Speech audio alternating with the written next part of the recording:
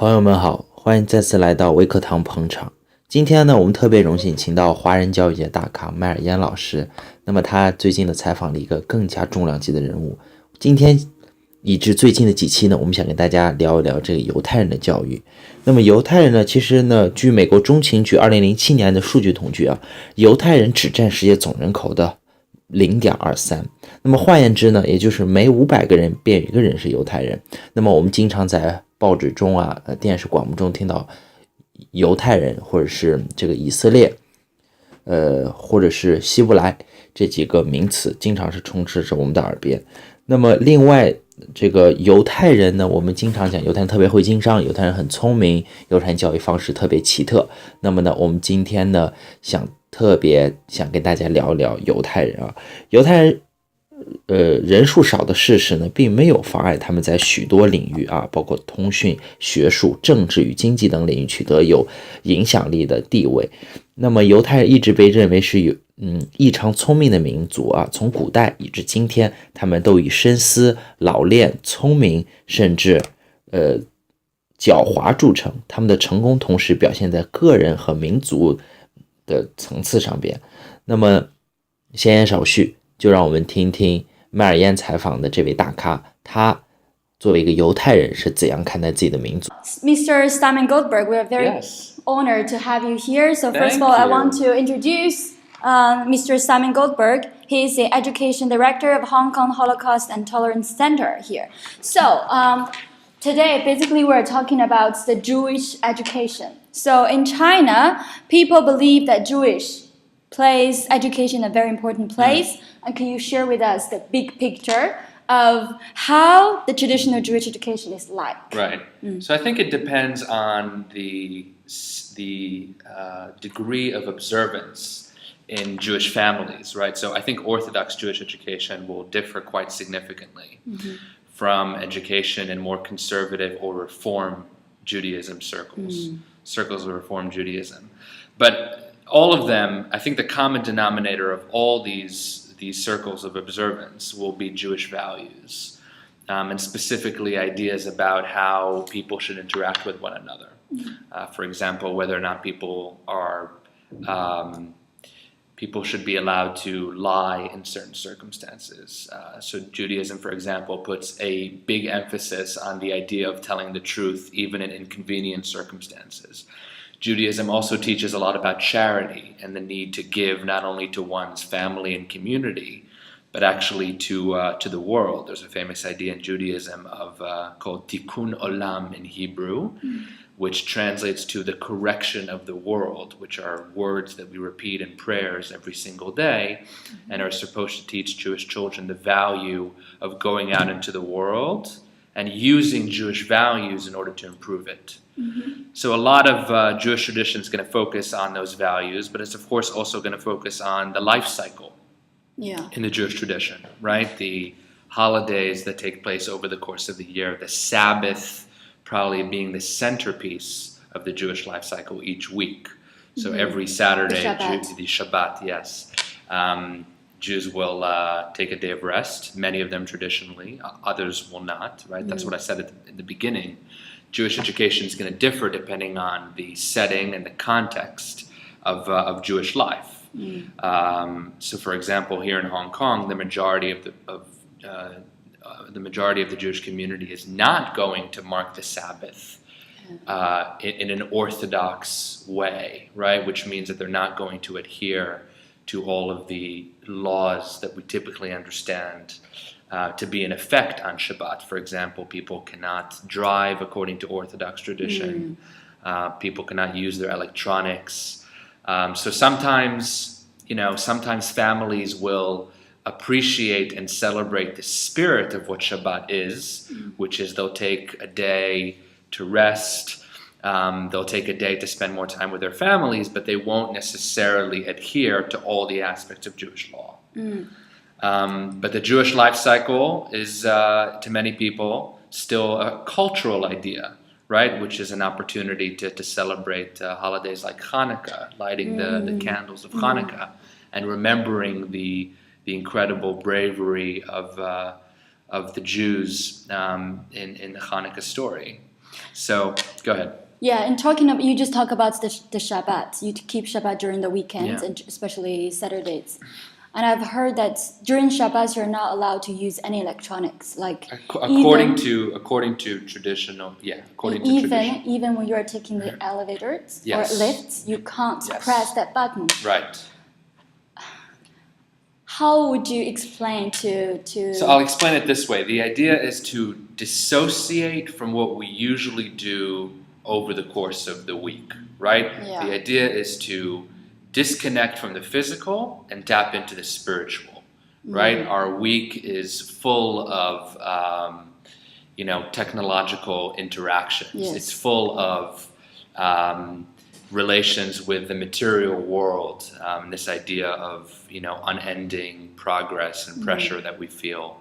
And the idea of Shabbat is really to take a step back, to allow both time for individual reflection, right? And this I would pause and I would say that this is really a cornerstone of the Jewish tradition, right? The idea that we're in the world to work on ourselves, to improve ourselves, which is, a project that one undertakes over the course of one's life, and to also contribute more broadly to one's community and one's world, right? The idea of tikkun olam, which I mentioned before.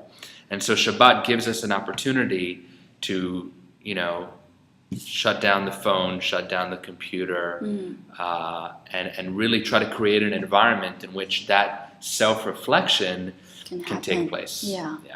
Okay. So all those laws are designed to facilitate that kind of process. And of course, traditionally, we know that God rested on the seventh day. And so Shabbat is also a reminder of the Jewish people's relationship with God, and the idea that we should be emulating God and living up to God's commandments and requirements of us as Jewish people. So you have certain elements in play on Shabbat. Yeah. Okay. Thank you very much. And in China, I don't know whether you heard of this phrase or not. There is tiger mom, who cares too much about the grades and gives lots of pressure to the kids. Right. Do you also have this kind of mom, like who pushes the kids so much, like in their study or education? I certainly think that Jewish parents put a huge deal of attribute a huge deal of emphasis and significance to education, and I think a lot of that probably is traceable to the very long history of anti-Semitism and persecution of Jewish people and marginalization and exclusion of Jewish people from communities. Because historically it was very difficult for Jews to be on an equal playing field with the rest of society, right? Jews were minorities in many countries in Europe where they were exiled to. After the destruction, for example, of the Second Temple, Jews were forced out of their ancient homeland in Israel, and forced to live in communities that were often very hostile. And if they weren't outright hostile, they at the very least didn't provide the same type of opportunity to Jewish people. And so I think it's out of this history of exclusion and limitation that Jewish parents and really Jewish communities, it goes much beyond the parents. The parents play a very central role at home, but a Jewish community places great emphasis around the idea of education because we, I think, have learned to value its importance as a result of our history. And we also, as the people of the book, right? The Jews are known as the people of the book. We know what education can lead to. Both on a personal level and, of course, also what a school can do in terms of a city's or a country's development. In talking about like education, Jewish education, I've heard, I don't know whether it's true or not, please clarify this for us. The Jewish people encourage memorizing stuff. Is that true? I don't know that that's unique to Jewish people. I'm not sure that's unique at all to Jewish people. I mean, it's certainly one method of studying. Yeah. I could tell you as an American, growing up in a very diverse, for example, my high school community was, there was a large percentage of Jews, but there were students there from many, many different nationalities. And America is, of course, known as the melting pot of all these different ethnicities and nationalities. Memorizing a text or working with note cards in preparation for an exam was a practice that was adopted by people across the board. Yeah, in China, actually, we also encourage students to memorize, especially the classic works from the ancient people. But many people right now in China criticize this kind of learning methods. Right. Because we encourage more and more creativity. Right. But I think it kind of emphasize too much on the creativity and neglect the other part of memorizing the facts. I would say that rather than a Jewish emphasis on memorization, there's probably a Jewish emphasis culturally and ritually on this idea of very meticulous, detailed study.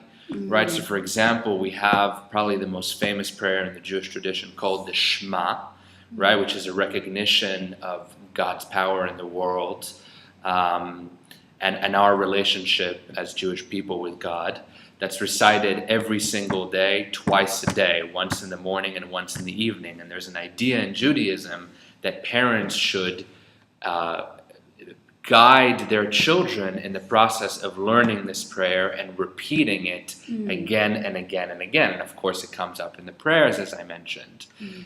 But I would say that is born out of a desire to make sure that we're anchored in tradition and we're anchored in our values.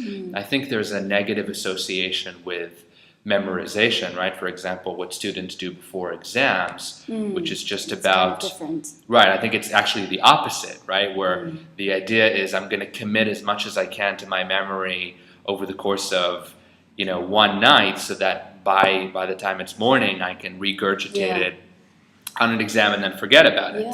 I would say that the Jewish emphasis, if there is one, on memorization is actually aimed at the diametrically opposite process, which is to commit it to memory to the extent that it becomes part of a person's character. Not only memorizing the facts, but also make it part of yourself. Yeah, exactly, right. Memorizing for the purpose of actually conditioning a child and later conditioning a person to act in a way that is Jewish, to use Jewish values in one's life. Yeah. It's actually the Jewish people are really regarded as the cleverest nation or people in the world. And I don't know whether it's true or not, 2/3 of the Nobel Prize winners are Jewish. Right. It's kind of, I think, Nobel Prize... Is it 2/3? I I know it is some sort of disproportionate statistic where you have so few Jewish people. I mean, I think the Jewish people number 0.01% or 0.02% of the world's population. Right? And so... The percentage, of course. Right. Proportional to the Jewish population, you have a large number of Nobel Prize winners. Yeah. So, the Jewish people are also known as very good at doing business. Right. Do you agree? I think this is a very important point to talk about because often this perception, it is true that many Jewish people tend to go into the fields of finance or accounting. I don't know that if you take a survey of all people around the world, you'll see that there are more Jewish people in finance. I just don't know that. But I think it's really important to talk about where this comes from historically because it's actually historically connected to anti-Semitism in the following way, where going back all the way to the Middle Ages, the Jews were, as I mentioned to you before, excluded from certain parts of cities, right? They were sealed in what were called ghettos. When they left their city to go to another city, they were often taxed in a way that other people did not receive that kind of tax. And so they suffered discrimination that limited them also very practically from certain professions, which is actually historically the reason why many Jews went into tax and money lending, for example, right? There's a representation of Jewish people in the Middle Ages as dealing disproportionately with money lending. And this is probably the root of this idea that Jews are connected to business. But why? Why were they historically confined to those sorts of professions? It's because they were removed from many other possibilities of pursuing other professions. And because there's only the only option they can do. And because they had so few homes, and so you had Jewish people traveling from place to place and dealing with money in their lending money when they were moving from one place to another. And so historically, there's certainly a reason why Jews were almost forced disproportionately to deal with business. And of course, this provided the groundwork for a lot of very vicious anti-Semitism toward Jewish people who were depicted, and still today, by the way, right? The reason I want to bring this up is because really until today, there's some sort of perception that the Jews control the money in the world, right? Yeah. That there's some sort of even Jewish conspiracy to take over the world. That actually goes back to a document called the Protocols of the Elders of Zion, where you had a group of Jewish elders depicted very, very violently in a way, right, in terms of the language that was used, as people who were conspiring to take over the world, right, and who control really everything to do with finance. And so many of these stereotypes against Jewish people still exist. And I think it's really important to separate out fact from fiction in this sense. Of course. And to understand that historically there's a very unfortunate reason why Jews were limited to many professions that were dealing with finance or business. Okay, so you were not born doing business, born good at doing business. No, So, absolutely not. not, yeah. Absolutely not. But I would say more important. I don't know what the numbers are exactly, but I think it's more important for people to understand that if Jewish people are represented in a way that is unsympathetic, let's call it, right, in terms of their dealings with business or finance, that can very well provide the fuel for the flames of discrimination against Jewish people that we still see today, because many people still talk like that, and I think it has to change.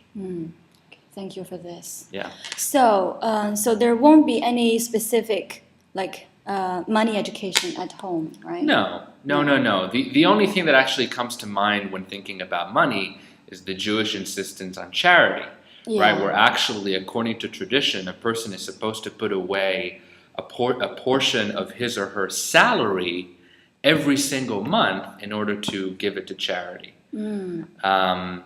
And there's a very famous story that I'll mention.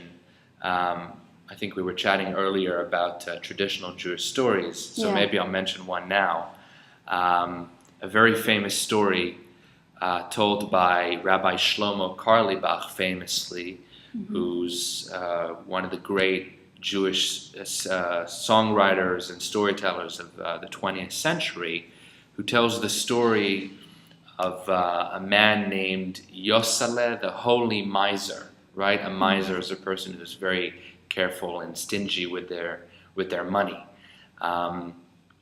And the story is that you had this miser living in a certain European community. And he was known to be very rich, but he was also known to be very selfish. Never giving to a charitable cause, always turning people away when they came to knock on his door asking for money. And he was about to die one day, and they came to his bedside and they said, Yosaleh, right, the townspeople, they said, Yosaleh, you're about to die, you can't take the money with you anyway. So this would be an opportunity now to give to the poor. And he refused, and he decided he was going to take the money with him to his grave, so to speak, right? This is what he told them.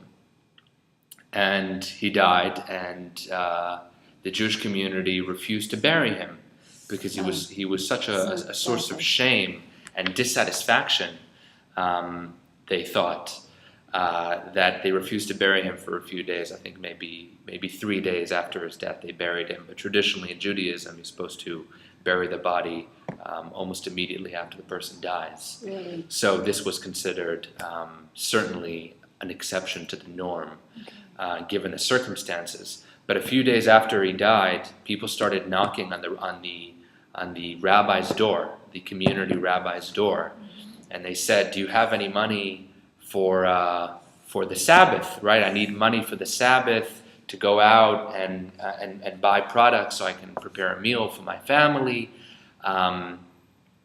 Usually I get money on Thursdays, but this week it didn't come." And the people started pouring in, and everyone had the exact same story, right? All of a sudden turning to the rabbi asking for money where they usually would have it. And the rabbi understood all these people are now coming to him because they used to be provided by Yoseleh, right? Yoseleh, who to the world proclaimed that he would never give any money to the poor, without anyone knowing, was secretly planting an envelope of money under people's doors every Thursday, so they would have money for Shabbat, or they would be able to feed their families over the course of the week. But so everything was turned upside down, and the community realized, of course, that Yoseleh is not a great miser, but a righteous person who actually embodies, and this is the reason I came to the story, embodies really one of the ideals in Judaism, which is not just to give money to the poor, but there's a higher level of giving money to the poor, which is giving money to the poor anonymously, without actually wanting credit. Show off. Exactly, to show off or wanting credit or wanting recognition for that contribution.